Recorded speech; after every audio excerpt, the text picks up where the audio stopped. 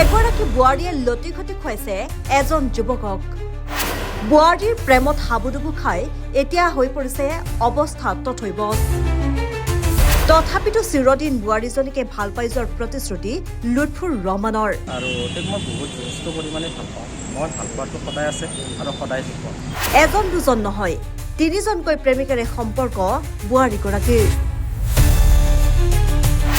বোৱাৰী প্ৰেমিকাৰ লগ হৈ দুই প্ৰেমিক বন্ধুৱে লুৎফুৰ ৰহমানক কৰে ব্লেকমেইল। গোপন ভিডিঅ' ভাইৰেল কৰাৰ ভয়ংকৰ ভাবুকি বোৱাৰী প্ৰেমিকাৰ। ডিঙিত ৰছী লগাই ফটো প্ৰেৰণ লুৎফুৰ ৰহমান নামৰ প্ৰেমিকজনলৈ। ইতিমধ্যে মোক হোৱাটছএপত ফাঁচি লগোৱা পিকচাৰ মোক পঠাই দিছে, ভয় দেখুৱাইছে। দুই যুৱকৰ সৈতে লগ লাগি নলবাৰীত মহিলা নামীৰ হানি ট্ৰেপিঙত। এগৰাকী বোৱাৰীৰ প্ৰেমত হাবুডুবু খাই এতিয়া অৱস্থা তথৈবচ এজন যুৱকৰ। ঘৰ মাটি সকলো হিয়াউজাৰী বোৱাৰী প্ৰেমিকাৰ নামত লিখি দি দিশহাৰা এতিয়া প্ৰেমিক। প্ৰেমৰ চলনাৰে লুৎফুৰ ৰহমান নামৰ যুৱকজনক ব্লেকমেইল মহিলাৰ। প্ৰথম স্বামীকাৰী লুৎফুৰ ৰহমান নামৰ যুৱকেৰে প্ৰেম আৰম্ভ মহিলাগৰাকীৰ। ইয়াৰ পিছতে লুৎফুৰৰ দুই বন্ধুৰে আৰম্ভ প্ৰেমৰ সম্পৰ্ক। মুঠতে তিনিগৰাকী লোকৰ সৈতে প্ৰেম আৰম্ভ মহিলাগৰাকীৰ। ইয়াৰ পিছতে লাহে লাহে লুৎফুৰ ৰহমানক আন দুই প্ৰেমিক ক্ৰমে আতাউৰ ৰহমান ওৰফে লতিফ আৰু মুছলিম আলীৰ সৈতে মিলি আৰম্ভ কৰে ব্লেকমেইল। দ্বিতীয় আৰু তৃতীয় প্ৰেমিকৰ সৈতে মিলি প্ৰথম প্ৰেমিকক ভয় ভাবুকি দি 10 লাখ টকা দাবী মহিলাগৰাকীৰ। উপায়ন্তৰ হৈ 2 লাখ টকা দিবলৈ বাধ্য হয় প্ৰথম প্ৰেমিক লুৎফুৰ ৰহমান। উল্লেখনীয় কথাটো হ'ল, প্ৰথম স্বামীৰ সৈতে বিচ্ছেদ হৈ প্ৰথম প্ৰেমিকৰ সৈতে গুচি আহি নলবাৰী চহৰত বৰকুৰাত ভাড়াঘৰত থাকিবলৈ লৈছিল মহিলাগৰাকী। ভাড়াঘৰত থকাৰ সময়তে প্ৰথম প্ৰেমিক লুৎফুৰ ৰহমান নিজৰ ঘৰত থকাৰ সুযোগ লৈ হাছিনা বেগম নামৰ মহিলাগৰাকীয়ে প্ৰেমিক লুৎফুৰৰ আন দুগৰাকী বন্ধুৰ লগত ত্ৰিকোণীয় প্ৰেম কৰে আৰম্ভ। তাৰ পিছতে দ্বিতীয় আৰু তৃতীয় প্ৰেমিকৰ সৈতে মিলি প্ৰথম প্ৰেমিক অৰ্থাৎ লুৎফুৰ ৰহমানক ধন দাবী কৰি কৰে ব্লেকমেইলিং। অৱশেষত উপায়ন্তৰ হৈ লুৎফুৰ ৰহমানে বেলচৰ আৰক্ষীৰ ওচৰত এজাহাৰ দাখিল কৰে আৰু সংবাদ মাধ্যমৰ কাষ চাপিবলৈ হৈ পৰে বাধ্য। এনেদৰে ৰাজ্যৰ বিভিন্ন প্ৰান্তত সংঘটিত হৈ আছে বহু হানি ট্ৰেপিঙৰ দৰে ঘটনা। আপুনিও যদিহে এনে প্ৰেম কৰিবলৈ আগবাঢ়িছে, তেনেহ'লে প্ৰেম কৰাৰ আগত সাৱধান হওক আপুনিও, অন্যথা এনেদৰেই আপুনিও হৈ পৰিব লগা হ'ব পাৰে সৰ্বস্বান্ত। পইচা নিদিয়া এনেকুৱা হয়। মই তেওঁক ইতিমধ্যে 2 লাখ টকা দি দিছোঁ আৰু তেওঁ এখন হেণ্ডলক লিখি মোক বুজাই। আপোনাৰ যিজন প্ৰেমিকা গৈছে নহয়, বন্ধুটো লৈ গৈছে। প্ৰেমিকা আপোনাৰ বন্ধুজনে লৈ গৈছে। তেওঁৰ লগত মোৰ সম্পৰ্কটো আকৌ বিচ্ছেদ তাইও আকৌ নকৰে। তুমিও চলি থাকা, তেওঁও চলি থাকিব। গতিকে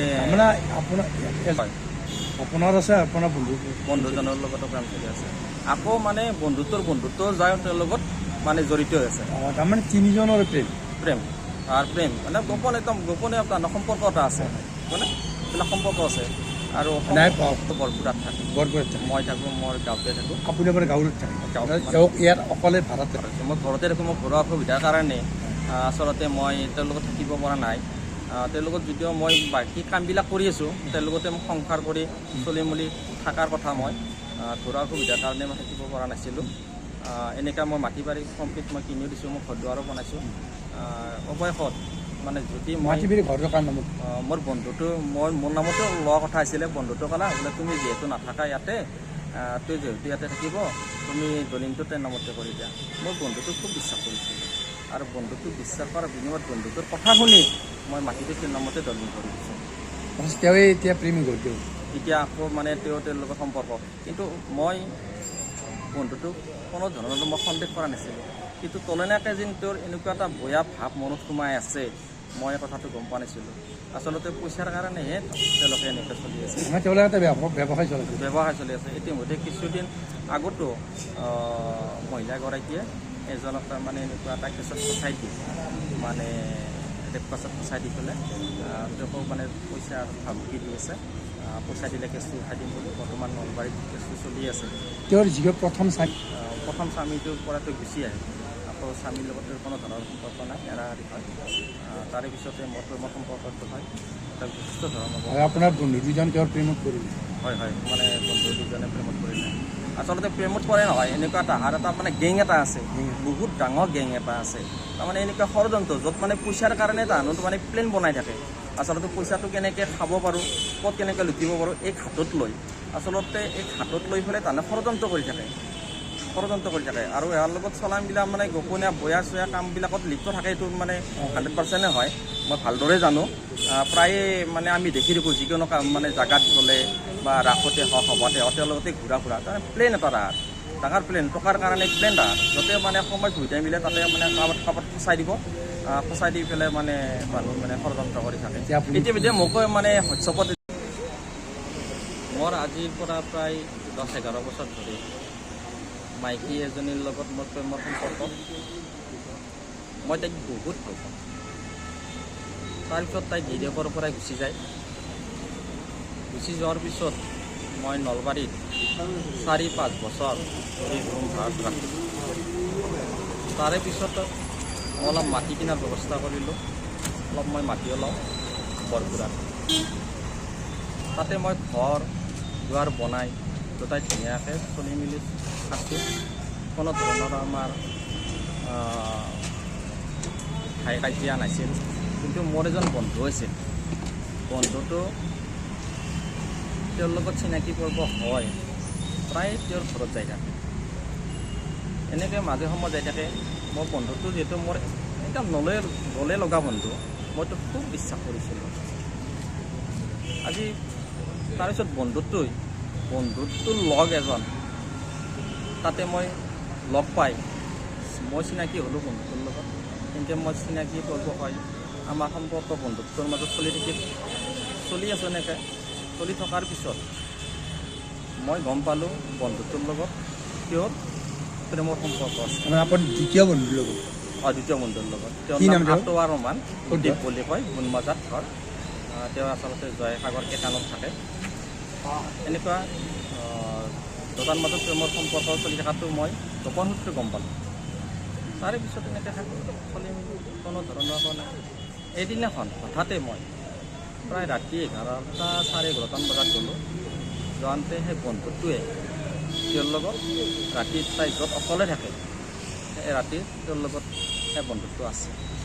তাৰে পিছতে মোৰ তেওঁৰ লগত বিতৰ্ক হয়। তেওঁৰ লগতো মোৰ বিতৰ্ক হয়। আপুনি ঘৰত নাথাকে নেকি? মই ঘৰত নাথাকে। তেওঁৰ লগত যদি আছে মোক ঘৰুৱা, মই আচলতে বিবাহিত, সামাজিকভাৱে কোনো ধৰণৰ বিবাহিত হোৱা নাছিল। আচলতে প্ৰেমৰ সম্পৰ্কে আছিল। তেওঁক মই নিজৰ কৰি লোৱা কথা আছিল। মই তেওঁক নিজৰ কৰি ল'লোঁ হয় আৰু তেওঁক মই বহুত যথেষ্ট পৰিমাণে ভাল পাওঁ। মই ভাল পোৱাটো সদায় আছে আৰু সদায় থাকিব। আপোনাৰ নামটো কি বুলি ক'লে? মোৰ নাম লুৎফুৰ ৰহমান। তেখেতৰ নাম আটোৱাৰ ৰহমান লতিফ বুলি কয়। না আপোনাৰ প্ৰেমিকা যাক হাচিনা বেগম। যাক ভাল পাওঁ মই, তেখেতৰ নামটো হ'ল হাচিনা বেগম। তাৰে পিছত এনেকুৱা থকাৰ পিছত মই তাক লগ পাওঁ। তাৰে পিছতো মই চলি আছোঁ ধুনীয়াকৈ, কোনো ধৰণৰ অসুবিধা নাই। এনেকৈ হঠাতে এদিন আকৌ মই গ'লোঁ তাত ফোন নকৰাকৈ। যাওঁতে বন্ধুটোৰ লগটোও সেই জেগাতে মই লগ পালোঁ। তেওঁৰ নাম মুছলিম আলী বুলি কয়, তেওঁৰ ঘৰৰ ডেকান আছিল। লগ পাওঁ। তাৰপিছত মই গম পালোঁ মানে তেওঁৰ লগত মানে এটা গোপনীয় মানে সম্পৰ্ক এটা আছে।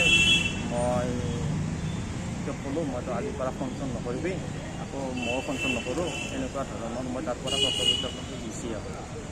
গুচি অহাৰ পিছত মই কোনো ধৰণৰ সম্পৰ্ক নাই। তাৰে পিছতে বন্ধুটোৱে আকৌ মোক লগ কৰি কৈছে, তই যদি তাইৰ লগত সম্পৰ্ক নকৰা তেনেহ'লে 20 লাখ টকা এটা দিব লাগিব। তেতিয়া কৈছোঁ মইতো 20 লাখ টকা কিয় দিম, মই 20 লাখ টকা নিদিওঁ, তোমাৰ লগত যিহেতু সম্পৰ্ক আছে তুমি দি থাকা যিমান পাৰা।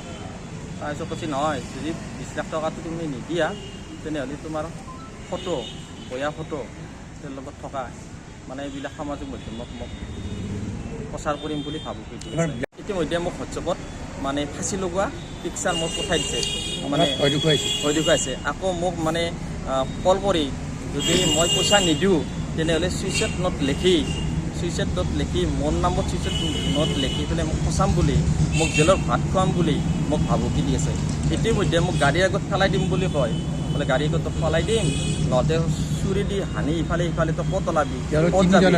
হয় তিনিজনে লগ লাগি মোক চুৰিৰে হানি ক'ত ওলাবি চুৰিৰে হানি ইফাল সিফাল কৰি দিয়ে তই যদি আকৌ পইচা নিদিয়া মোক এইবিলাক ভাবুকি দি আছে অৱশেষত মই উপনীত হৈ পেলাই মই থানাত এজাহাৰ দাখিল কৰিছোঁ। নলবাৰীৰ পৰা কুলদীপ বৰ্মনৰ সহযোগত বিশেষ প্ৰতিবেদন নিউজ ডেস্ক ৰিপৰ্ট।